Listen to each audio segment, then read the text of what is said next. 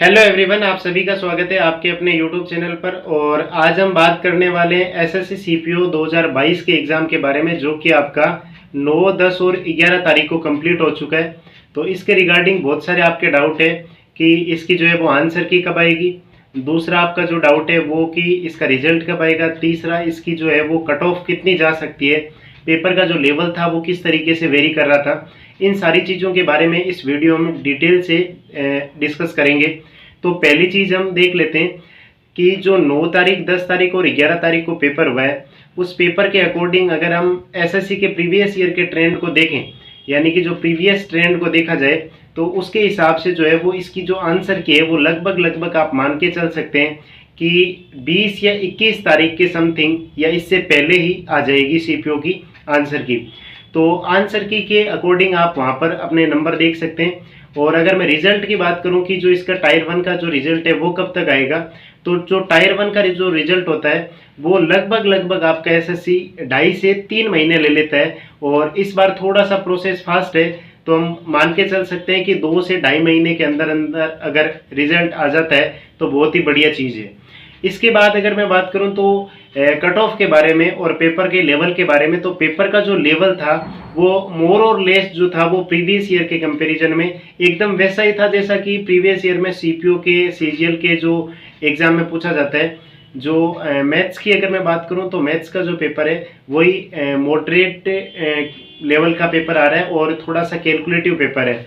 Reasoning के pattern की बात करूं तो रीजनिंग का आपने देखा होगा कि टीसीएस जब से आई है तो थोड़ा सा रीजनिंग का जो पैटर्न है वो चेंज किया है। कुछ जो आपके मिसिंग नंबर वाले हैं और जो आपका सीरीज वाले हैं, कोडिंग डिकोडिंग है, इनमें थोड़ा सा जो है पैटर्न में चेंज हुआ है। ये थोड़े से जो है वो पहले के कंपैरिजन में ठीक क्वेश्चन आने लगे।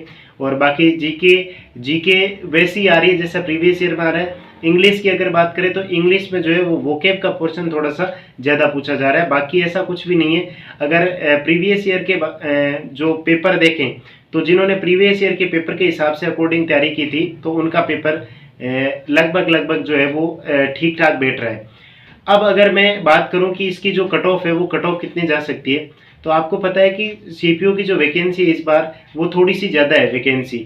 और पिछले साल जो थी इसकी वैकेंसी थोड़ी सी कम थी, और वैकेंसी कम होने के कारण भी अगर आप कट ऑफ के बारे में देखें तो लगभग 114 या 115 नंबर पर पिछली बार जो है वो कट ऑफ क्लियर हो गई थी यूआर की।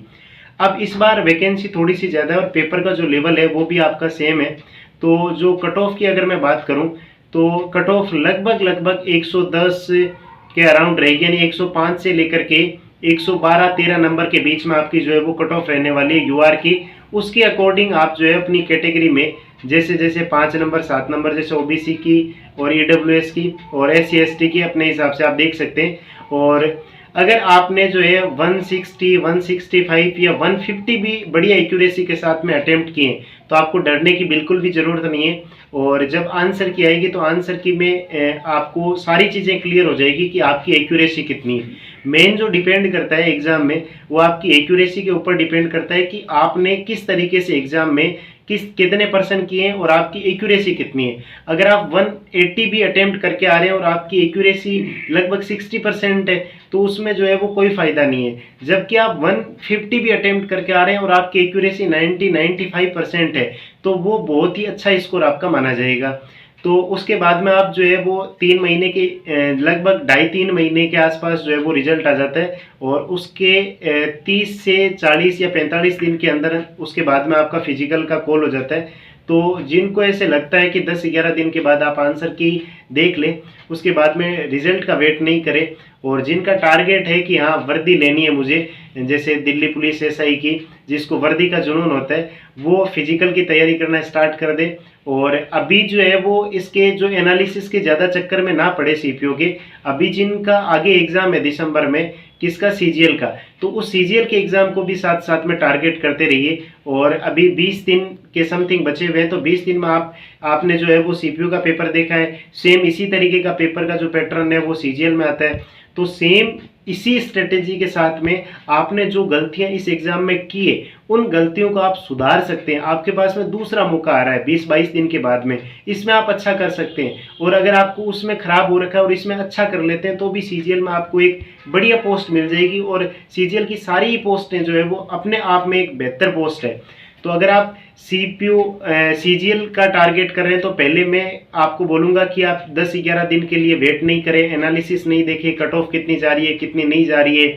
आप बस जी जान लगा करके 20 दिन में वापस प्रीवियस ईयर के जितने भी है उन पैटर्न को ध्यान में रखते हुए तैयारी कीजिए, तो आपका सीजीएल का जो है वो भी आपका कवर हो जाएगा सारा कुछ।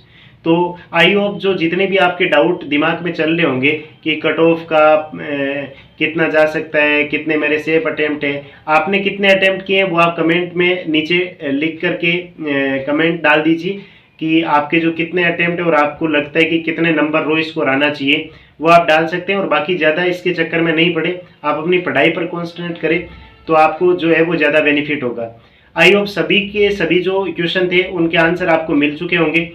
तो आज के वीडियो में बस इतना ही, बाकी मिलते हैं आगे की वीडियो में और भी इंफॉर्मेटिव वीडियो के साथ में मिलते हैं इसी चैनल पर। आज के वीडियो में इतना ही। Thanks for watching this video.